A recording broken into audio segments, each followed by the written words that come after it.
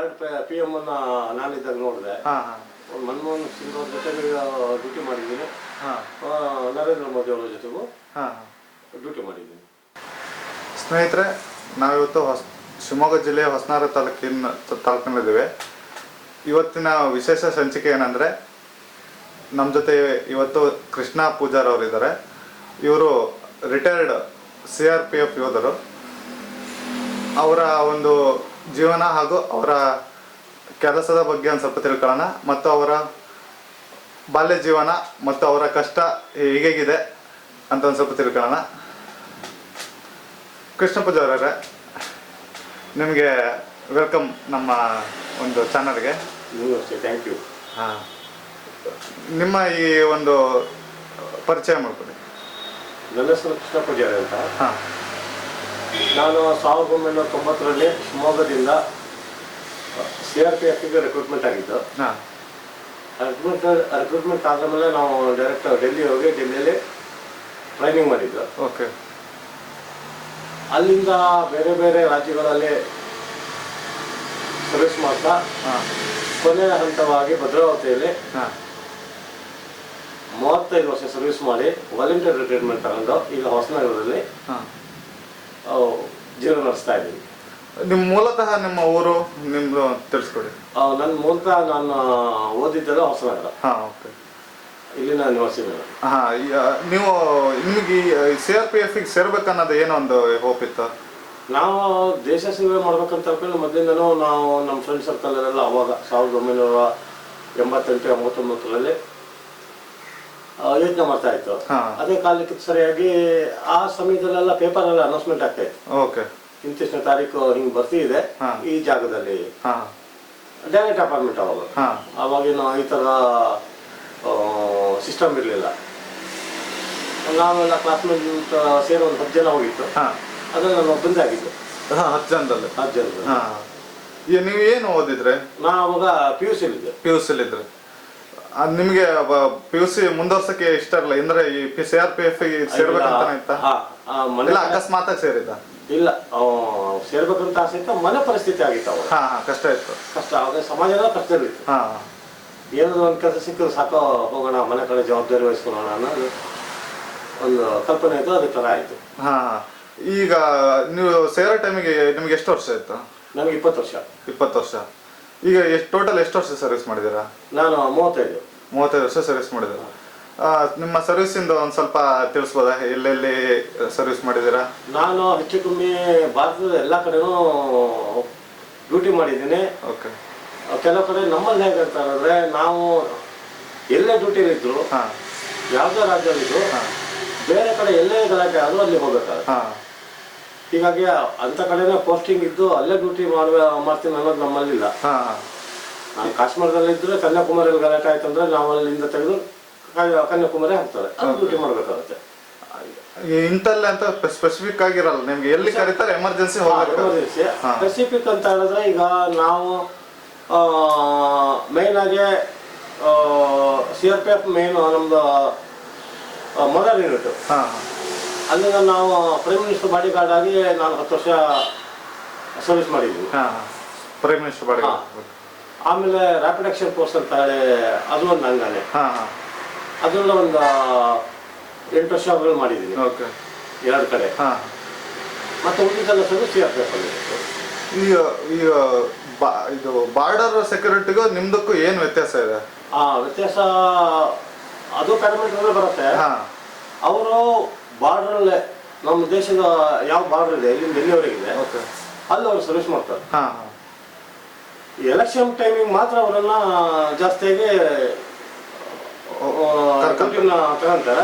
ಹೆಚ್ಚು ಕಮ್ಮಿ ಅವರು ಬಾರ್ಡ್ರಲ್ಲೇ ಇರ್ತಾರೆ. ನಮ್ದು ಹಂಗಲ್ಲ. ನಮ್ದು ಇಂಟರ್ನಲ್ ಏನೇ ಪ್ರಾಬ್ಲಮ್ ಆದ್ರೆ, ಕಾಶ್ಮೀರದಲ್ಲಾಗಲಿ, ಛತ್ತೀಸ್ಗಢ ಆಗಲಿ, ಜಾರ್ಖಂಡ್ ಆಗಲಿ, ಕೋಮುಗಲಭೆ ಆಗಲಿ, ಎಲ್ಲೇ ಆದರೂ ಕರೆಸ್ತಾರೆ. ಈಗ ನಿಮ್ಗೆ ಯಾವ್ದಾರು ಒಂದು ದೊಡ್ಡದೊಂದು ಏನೋ ಒಂದು ನೀವು ಕೆಲಸ ಅಂದ್ರೆ ಒಂದು ಮಿಷಿನ್ ಮಾಡಿದ ಯಾವ್ದಾರು ಒಂದು ನೆನಪಿದೆಯಾ?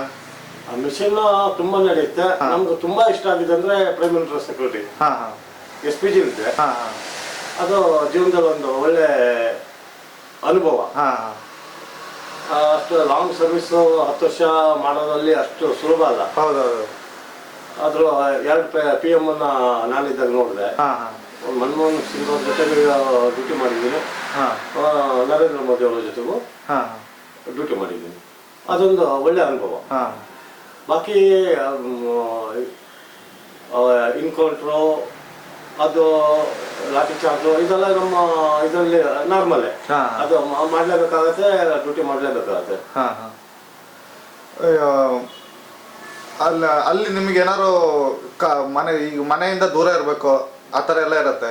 ಆ ಥರ ಸಂದರ್ಭದಲ್ಲಿ ನಿಮ್ಗೆ ಏನು ಅನ್ನಿಸ್ತಾ ಇರ್ತಿತ್ತು? ಅಂದರೆ ಊರು ಮನೆ ಬಿಟ್ಟು ಇರಬೇಕು, ಫ್ಯಾಮಿಲಿ ಇರಬೇಕು. ಮೊದಲನೇ ಸತಿ ಕೆಲ್ಸಕ್ಕೆ ಸೇರಿದಾಗ ಅದು ಅನುಭವ ಜಾಸ್ತಿ ಇರುತ್ತೆ. ಸೆಳೆತ, ಊರ್ ಕಡೆ ಸೆಳೆತ, ಅಲ್ಲಿನ ಕಷ್ಟ, ಒಂದು ಭಾಷೆ ಬರಲ್ಲ, ಇನ್ನೊಂದು ಟ್ರೈನಿಂಗ್. ನಾವಷ್ಟು ಹಾರ್ಡ್ ಟ್ರೈನಿಂಗ್ ಯಾವುದು ಬಾಲ್ಯದಲ್ಲಿ ಯಾರು ಮಾಡಿರಲ್ಲ. ಅಲ್ಲಿ ಹೋದ ತಕ್ಷಣ ತುಂಬಾ ಹಾರ್ಡ್ ಆಗುತ್ತೆ. ಟೈಮ್ ಪಂಚುವಲ್, ಆರ್ಡರ್ನ ಕೇಳೋದು. ನಮ್ಮಲ್ಲಿ ಎಷ್ಟೇ ಬುದ್ಧಿವಂತ ಆದ್ರೂ ಒಂದು ಏನೂ ನಡೆಯೋದಿಲ್ಲ. ನಮ್ಮ ಸೀನಿಯರ್ ಏನ್ ಹೇಳಿದ್ರು ಏನೋ ಆರ್ಡರ್ ಕೊಟ್ಟು ಅದನ್ನ ಮಾಡೋದು ಅಷ್ಟೇ, ಅದೇ ನಮ್ಮ ಕೆಲಸ. ಹೀಗಾಗಿ ಆ ಟೈಮಲ್ಲಿ ಹೊಸದಾಗಿ ಹೋದಾಗ ತುಂಬಾ ನೋವಾಗತ್ತೆ. ಹೋಗೋಣ ಮರ ಹೋಗೋಣ ಸಾಕಪ್ಪ, ಏನಾದ್ರು ಕೂಲಿ ಮಾಡ್ಕೊಂಡಿರೋಣ ಅನ್ಸತ್ತೆ. ಯಾವಾಗ ನಿಧಾನ ಸರ್ವಿಸ್ ಆಗತ್ತೆ ಅವನಿಗೆಲ್ಲ ಅರ್ಥ ಆಗತ್ತೆ. ಯಾಕಂದ್ರೆ ಅವಾಗ ಬಾಲ್ಯ ಇರತ್ತೆ, ಯೋಚನೆ ಮಾಡೋ ಶಕ್ತಿ ಇರೋದಿಲ್ಲ, ಹುಡುಗಾಟಿಕೆ ಅನ್ನೋದೊಂದಿರುತ್ತೆ. ಈಗ ಆಮೇಲೆ ನಿಧಾನ ಆಗಿ ಅದಕ್ಕೆ ಅವರು ಅಡ್ಜಸ್ಟ್ ಆಗ್ತಾರೆ. ಸರ್ವಿಸ್ ಆಗ್ತಾ ಹೋಗುತ್ತೆ, ಪ್ರಮೋಷನ್ ಆಗ್ತಾ ಹೋಗುತ್ತೆ. ಮನುಷ್ಯಂಗೆ ನಮ್ಮ ಸೀನಿಯರ್ ಇದೇ ಮಾಡಿದ್ದು, ನಾವು ಇದೇ ಮಾಡೋದು ಅಂತ ಹೇಳ್ಕೊಂಡು ಅಡ್ಜಸ್ಟ್ ಆಗ್ಬಿಡ್ತಾರೆ. ಈಗ ಯಾವ್ದಾದ್ರು ನಿಮ್ಗೆ ಉಗ್ರಗಾಮಿಗಳು ಆ ಟೈಪಲ್ಲಿ ಏನಾದ್ರು ಒಂದು ಕಾರ್ಯಾಚರಣೆಯಲ್ಲಿ ಏನಾದ್ರು ನೆನಪಿದೆಯಾ? ಛತ್ತೀಸ್ಗಢದಲ್ಲಿ ತುಂಬಾ ಹಾರ್ಡ್ ಡ್ಯೂಟಿ, ತುಂಬಾ ಹಾರ್ಡ್. ಅಲ್ಲಿ ಅದ್ರ ಬಗ್ಗೆ ನಾನು ಡಿಟೇಲ್ ಆಗಿ ಹೇಳಲಿಕ್ಕಾಗಲ್ಲ. ಅಲ್ಲಿ ಜೀವದ ಏನು ಗ್ಯಾರಂಟಿ ಇಲ್ಲ. ಈಗ ಬೆಳಿಗ್ಗೆ ನಾವು ಕ್ಯಾಂಪಿಂಗ್ ಹೋಗ್ತೀವಿ, ಸರ್ಚಿಂಗ್ ಹೋಗ್ತೀವಿ, ಎಲ್ಲಿ ಯಾವಾಗ ಬಾಂಬ್ ಎಕ್ಸ್ಪ್ಲೋಡ್ ಆಗುತ್ತೆ, ಯಾವಾಗ ಅಟ್ಯಾಕ್ ಮಾಡ್ತಾರೆ ಗೊತ್ತಾಗ್ತದೆ. ಹೀಗಾಗಿ ಅದೊಂದು ಏರಿಯಾ ಬಿಟ್ರೆ ನಂಗೆ ಮತ್ತೆ ಎಲ್ಲ ನಾರ್ಮಲಿ ಡ್ಯೂಟಿ. ಕಾಶ್ಮೀರದಲ್ಲೂ ಮಾಡಿದ್ದೀವಿ. ಕಾಶ್ಮೀರದಲ್ಲೂ ಅದೇ ಸರ್ಚು, ಆಪರೇಷನ್, ಇವೇ ಡ್ಯೂಟಿಗಳು ಅಷ್ಟಾಗಿಲ್ಲ. ಛತ್ತೀಸ್ಗಢ ತುಂಬಾ ಡೇಂಜರ್. ಈ ಪ್ರೈಮ್ ಮಿನಿಸ್ಟರ್ ಜೊತೆ ಇದ್ರೆ ಅಂದ್ರಲ್ಲ, ಆ ಟೈಮಲ್ಲಿ ಏನಾರು ಒಂದು ಸಣ್ಣ ಪುಟ್ಟ ಇಲ್ಲ ಇಲ್ಲ ಅಂತದಾಗ ಚಾನ್ಸಸ್ ಇಲ್ಲ. ಅಲ್ಲಿ ಬಾಳ ಸೆಕ್ಯೂರಿಟಿ, ತುಂಬಾ ಸೆಕ್ಯೂರಿಟಿ ಅಲ್ಲಿ. ಅಲ್ಲಿ ಅಂತ ಏನೂ ನಡೆದಿಲ್ಲ. ಓಕೆ. ಟ್ರೈನಿಂಗ್ ಟೈಮಲ್ಲಿ ನಿಮ್ಮ ಅನುಭವ ಅಂತ ತಿಳಿಸ್ತೀರಾ? ಟ್ರೈನಿಂಗ್ ಟೈಮಲ್ಲಿ ಅಂದ್ರೆ ನಿಮ್ಗೇನು ಗೊತ್ತಿರಲ್ಲ, ಹೊಸದಾಗಿ ಹೋಗಿರ್ತೀರಾ. ಹೊಸದಾಗಿ ಹೋದಾಗ ಒಂದು ಭಾಷೆ ಅಲ್ಲೇನ್ ಮಾಡ್ತಾರೆ ಅಂತ ಹೇಳಿದ್ರೆ, ಈಗ ನಾವು ಕರ್ನಾಟಕದಿಂದ ಒಂದು 50 ಜನ ಹೋಯ್ತಂದ್ರೆ ಆ 50 ಜನ ಬೇರೆ ಬೇರೆ ಬೇರೆ ಕಡೆ ಹಾಕ್ಬಿಡ್ತಾರೆ. ಒಂದು 10 ಟ್ರೈನಿಂಗ್ ಸೆಂಟರ್ ಇದೆ ಅಂದ್ರೆ 10 ಟ್ರೈನಿಂಗ್ ಸೆಂಟರ್ಗೂ 5 ಜನ ಕಳಿಸ್ಬಿಡ್ತಾರೆ. 5 ಜನರಲ್ಲೂ ಅಲ್ಲಿ 5 ಕಂಪ್ನಿಗೆ ಹಾಕ್ಬಿಡ್ತಾರೆ, ಬೇರೆ ಬೇರೆ. ಯಾಕಂದ್ರೆ ಕಾರಣ ಅವನು ಭಾಷೆ ಕಲಿದೆ ಅಂತ. ಅವ್ರು ಏನ್ ಹೇಳ್ತಾರೆ ನಮ್ಗೆ ಅರ್ಥ ಆಗಲ್ಲ, ನಾವೇನ್ ಹೇಳ್ತೇವೆ ಅವ್ರಿಗೆ ಅರ್ಥ ಆಗಲ್ಲ. ಮೊದಲನೇಗೆ 2 ಫುಡ್. ಆ ಸಮಯದಲ್ಲೆಲ್ಲ ಈಗ ತುಂಬಾ ಚೆನ್ನಾಗಿದೆ, ತುಂಬಾ ಅಂದ್ರೆ ತುಂಬಾ ಒಳ್ಳೆ ಊಟ. ನಮ್ಮ ಸಮಯದಲ್ಲಿ 1990ರಲ್ಲಿ FC ರಾಷನ್ ಬರೋದು, ಅದ್ರ ಹುಳ ಇರೋದು. ಆಮೇಲೆ ಅಲ್ಲಿ ಚಪಾತಿ ಮುಖ್ಯ. ಸೆಂಟ್ರಲ್ CRPF ಅಲ್ಲಿ ಏನಂತ ಹೇಳಿದ್ರೆ ಸೌತ್ ಇಂಡಿಯನ್ ಕಮ್ಮಿ, ನಾರ್ತ್ ಇಂಡಿಯನ್ ಜಾಸ್ತಿ ಮೊದಲಿಂದನು. ಈಗ ಬ್ಯಾಲೆನ್ಸ್ ಮಾಡ್ತಾ ಇದೆ. ಆದ್ರೆ ಮೊದಲೇ ಅವರೇ ನಡ್ಕೊ ಬಂದಿರೋದ್ರಿಂದ ಇದು ನಮಗೆ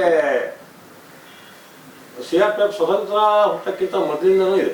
1939 ಬ್ರಿಟಿಷ್ ಅವರು ಕ್ರೌನ್ ರೆಪ್ರೆಸೆಂಟೇಟಿವ್ ಪೊಲೀಸ್ ಅಂತ ಹೇಳ್ಕೊಂಡು ಮಾಡಿದ್ದು. ಅದಾದ್ಮೇಲೆ ನೆಕ್ಸ್ಟ್ ವಲ್ಲಭಾಯ್ ಪಟೇಲ್ ಅವರು ಸೆಂಟ್ರಲ್ ರಿಸರ್ವ್ ಪೊಲೀಸ್ ಫೋರ್ಸ್ ಅಂತ ಮಾಡಿದ್ರು.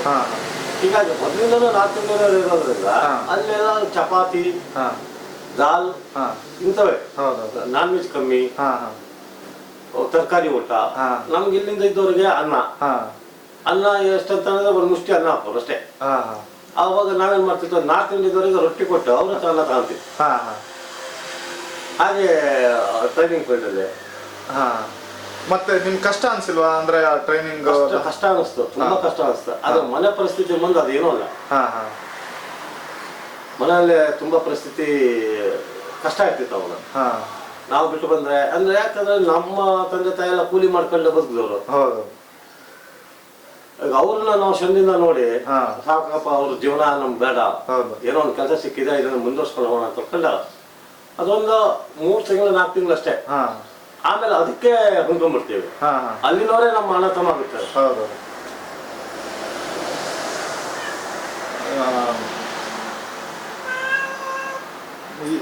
ಈಗ ಜಮ್ಮು ಕಾಶ್ಮೀರ ಇದ್ರಲ್ಲೆಲ್ಲರೂ ವರ್ಕ್ ಮಾಡಿದ್ರ? ಜಮ್ಮು ಕಾಶ್ಮೀರದಲ್ಲೇ ಶ್ರೀನಗರದಲ್ಲಿ ಮಾಡಿದ್ದೀನಿ, ಬಡಗಾವ್ ಮಾಡಿದ್ದೀನಿ. ಅಲ್ಲಿ ಮೇನ್ ಪ್ರಾಬ್ಲಮ್ ಅಂತ ಹೇಳಿದ್ರೆ ಅಲ್ಲಿ ಉಗ್ರವಾದಿಗಳ ಪ್ರಾಬ್ಲಮ್ ಇದ್ದೇ ಇದೆ. ಆ ಟೈಮಲ್ಲಿ ಭಯಂಕರ ಇತ್ತು.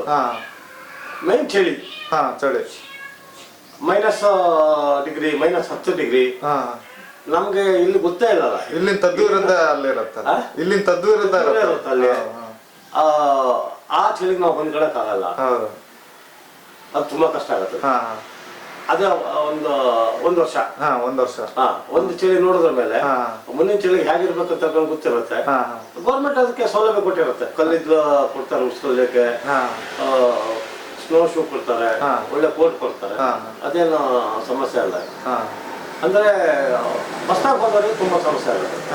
ಅಲ್ಲಿ ನಿಮ್ಗೆ ಉಳಿಯಕ್ಕೆಲ್ಲ ಸೌಕರ್ಯ ಹೇಗೆ? ಅಂದ್ರೆ ಉಳಿಯಕ್ಕೆ ಎಲ್ಲ ಬಿಲ್ಡಿಂಗ್ ಇರುತ್ತೆ, ತೊಂದ್ರೆ ಇಲ್ಲ. ಈಗ ಆ ಸಮಯದಲ್ಲಾದ್ರೆ ಅಷ್ಟು ಸೌಲಭ್ಯ ಇರಲಿಲ್ಲ ಮುಂಚೆ. ಈಗ ಮೊದಲೇ ಈಗ ಒಂದು ಬೇರೆ ಕಡೆ ಸಡನ್ ಆಗಿ ನಾವು ಒಂದು ಕ್ಯಾಂಪ್ ಹಾಕ್ತೇವೆ, ಅಲ್ಲೇನು ಇಲ್ಲ, ಮೈದಾನ, ಟೆಂಟ್ ಹಾಕೊಂಡಿರ್ಬೇಕು, ಮಂಚ ಇರುತ್ತೆ, ಟೆಂಟ್ ಒಳಗಡೆ ಎಷ್ಟು ಚಳಿ ಆಗ್ಬೋದು. ಹೀಗಾಗಿ ಈಗೆಲ್ಲ ಫಿಕ್ಸ್ ಲೊಕೇಶನ್ ಆಗಿದೆ, ಏನೂ ತೊಂದರೆ ಇಲ್ಲ. ಹೋಗಿ ಬರಕ್ಕೆ ಈಗ ಫ್ಲೈಟ್ ಇದೆ. ಅವಾಗ ಏನು ಫ್ಲೈಟ್ ಎಲ್ಲ ನಾವು ಜೀವನದಲ್ಲಿ ನೋಡೇ ಇಲ್ಲ.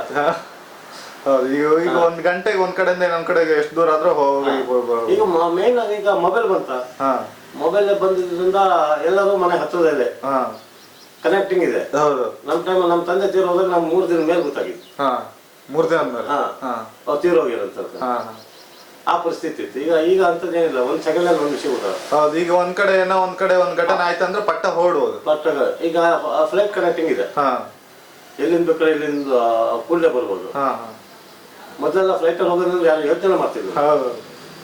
ಮತ್ತೆ ಇನ್ನೊಂದು ಅಂತ ಹೇಳಿದ್ರೆ ಮೊದಲೇ ನಮ್ಮ ಡಿಪಾರ್ಟ್ಮೆಂಟ್ ತೀರೋದ್ರನ್ನ ಅಲ್ಲೇ ಸುಡ್ತಿದ್ರು, ಅಲ್ಲೇ ಇದು ಮಾಡೋದು, ಅಲ್ಲೇ ಮಾಡ್ತಿದ್ರು. ಮನೆಗೆ ಆಸ್ತಿನ ಕಳಿಸ್ತಾ ಇದ್ರು. ಅಂತ್ಯ ಸಂಸ್ಕಾರ ಅಲ್ಲೇ ನಡೀತಿತ್ತು, ಬಾಡಿನ ಕಳಿಸ್ತಾ ಇಲ್ಲ. ಮುಲಾಯಂ ಸಿಂಗ್ ಯಾದವ್ ರಕ್ಷಾ ಮಿನಿಸ್ಟರ್ ಆದ ಮೇಲೆ ಅದು ಚೇಂಜ್ ಆಯ್ತು. ಅದು ಯಾಕೆ ಹಾಗಿತ್ತು ಅದು ಮುಂಚೆ? ಅಲ್ಲಿಂದಲೂ ಅದು ಖರ್ಚು ಸಿಸ್ಟಮ್ ಬ್ರಿಟಿಷರ ಕಾಲದಿಂದ ಹಂಗೆ ನಡ್ಕೊ ಬಂದಿದ್ದು. ಅದನ್ನ ಯಾರು ಕ್ವಶನ್ ಮಾಡಿರಲಿಲ್ಲ, ಏನೂ ಇಲ್ಲ. ಯಾರ ತೀರೋದ್ರು ಅದು ಎಂತ ಲಾಸ್ಟಿಗೆ ನೋಡೋಕ್ಕೂ ಸಿಗ್ತಿರ್ಲಿಲ್ಲ, ಮನೆಯಲ್ಲಿ ನೋಡಕ್ ಸಿಗ್ತಿರ್ಲಿಲ್ಲ. ಈಗ ತುಂಬಾ ರಾಜ್ಯ ಮರ್ಯಾದೆ ಸಿಗುತ್ತೆ. ತುಂಬಾ ಮೋದಿಯವ್ರು ಬಂದ್ರ ಮೇಲಂತೂ ಇನ್ನೂ ಜಾಸ್ತಿ ಆಗಿದೆ, ಪ್ರಿಫರೆನ್ಸ್ ಜಾಸ್ತಿ ಕೊಟ್ಟಿದ್ದಾರೆ. ಈಗ ಹೇಗೆ ಸಿಸ್ಟಮ್ ಹೇಗಿದೆ ಅಂತ ಹೇಳಿದ್ರೆ, ಈಗ ರಿಟೈರ್ಮೆಂಟ್ ಬಂದವರಿಗೆ ಅವರು ಮನೇಲಿ ತೀರೋದು ಡಿಪಾರ್ಟ್ಮೆಂಟ್ ಇಂದ ಬಂದು ಅವ್ರಿಗೆ ಗೌರವ ಸಲ್ಲಿಸಿ ಹೋಗ್ತಾರೆ. ಅವೆಲ್ಲ ತುಂಬಾ ಇಂಪ್ರೂವ್ ಆಗಿದೆ. ನಾವು ಸೇರಿದಾಗ ಇದ್ದಿದ್ದಕ್ಕೂ ಈಗಿನಕ್ಕೂ ಬಹಳ ವ್ಯತ್ಯಾಸ. ಅಂದ್ರೆ CRPF ಇಂದ ಸೇರಿದ್ಮೇಲೆ ನನ್ನ ಮತ್ತು ಕುಟುಂಬದ ಜೀವನ ಒಳ್ಳೇದಾಯ್ತು. ಒಂದು ವ್ಯಕ್ತಿ ಅಂತ ಹೇಳ್ಕೊಂಡು ನಾವು ಬೆಳೆದ್ವಿ. ಹಣನೂ ತುಂಬಾ ಇದೆ, ತುಂಬಾ ಒಳ್ಳೆ ಸ್ಯಾಲ್ರಿ ಇದೆ. ಒಬ್ಬ ಇಂಜಿನಿಯರಿಗೆ ಇಲ್ಲ ಇರ್ಬೇಕು ಅಷ್ಟು ಸ್ಯಾಲ್ರಿ ನಮ್ಮಲ್ಲಿ ಒಬ್ಬ ಕಾನ್ಸ್ಟೇಬಲ್ ತಗೊಂಡು ಅಷ್ಟು ಒಳ್ಳೆ ಫೆಸಿಲಿಟಿ ಇದೆ, ಚೆನ್ನಾಗಿದೆ ಮಾಡಕ್ಕೆ. ನೋಡಿ, ಮನುಷ್ಯ ಕುತ್ತಲು ಸಾಯ್ತಾನೆ, ಮೊದಲು ಸಾಯ್ತಾನೆ. ಸಾವಿಗಾಗೆ ಹೆದರ್ಕೊಂಡು ಇಲ್ಲ ನಾನು ಅಷ್ಟು ದೂರ ಹೋಗ್ತೀನಿ, ಹಂಗಿದೆ ಹಂಗಾಗತ್ತೆ ಅಂತ ಹೇಳಿದ್ರೆ ಹಾಗಾಗದ್ರಿಂದ ಯಾರು ಹೋಗ್ತಾ ಇಲ್ಲ ಅಲ್ವಾ? ಈಗ ಮನೇಲಿ ಒಬ್ಬ ಮನುಷ್ಯ ಕುತ್ಕೊಂಡಿರ್ತ ಅಲ್ಲೇ ಸುತ್ತೋಗ್ತೇನೆ, ಏನ್ ಮಾಡ್ತೀರಿ ಅಲ್ವಾ? ಒಂದು ಧೈರ್ಯ ಬೇಕು, ಒಂದು ದೇಶ ಸೇವೆ ಅನ್ನೋ ಒಂದು ಮನಸ್ಸಲ್ಲಿ ಇದ್ರೆ ನಾನು ಮಾಡ್ತೀನಿ, ಏನೋ ಒಂದು ಮಾಡ್ತೀನಿ. ಒಂದು ಇವತ್ತಿನ ಸಮಾಜದಲ್ಲಿ ನೀವು ಮಿಲಿಟರಿಗೆ ಹೋಗಿ ದೇಶ ಸೇವೆ ಮಾಡ್ಬೇಕಂದಿಲ್ಲ. ಈಗ ಸಮಾಜಕ್ಕೆ ಒಂದು ಒಳ್ಳೆ ವ್ಯಕ್ತಿ ಆಗ ಅದೇ ದೊಡ್ಡ ದೇಶ ಸೇವೆ. ಅಲ್ವಾ? ಹೌದು. ನೀವು 4 ಜನ ತೊಂದರೆ ಕೊಡ್ತಾರೆ, ನಿಮ್ಮ ಜೀವನ ನೀವು ನಷ್ಟ ಹೋದ್ರೆ ಅದು ದೇಶ ಸೇವಾದಾಗ ಮತ್ತೇನೇನು. ನೀವು ನೋಡ್ತಾ ಇದ್ದೀರಾ VR ಸ್ಟುಡಿಯೋ. ಸಬ್ಸ್ಕ್ರೈಬ್ ಮಾಡ್ಕೊಡಿ, ಲೈಕ್ ಮಾಡಿ, ಶೇರ್ ಮಾಡಿ. ಇನ್ನು ಹೆಚ್ಚಿನ ಇಂಟ್ರೆಸ್ಟಿಂಗ್ ವಿಡಿಯೋಗಾಗಿ ಬೆಲ್ ಐಕಾನ್ ಪ್ರೆಸ್ ಮಾಡೋದನ್ನ ಮರಿಬೇಡಿ.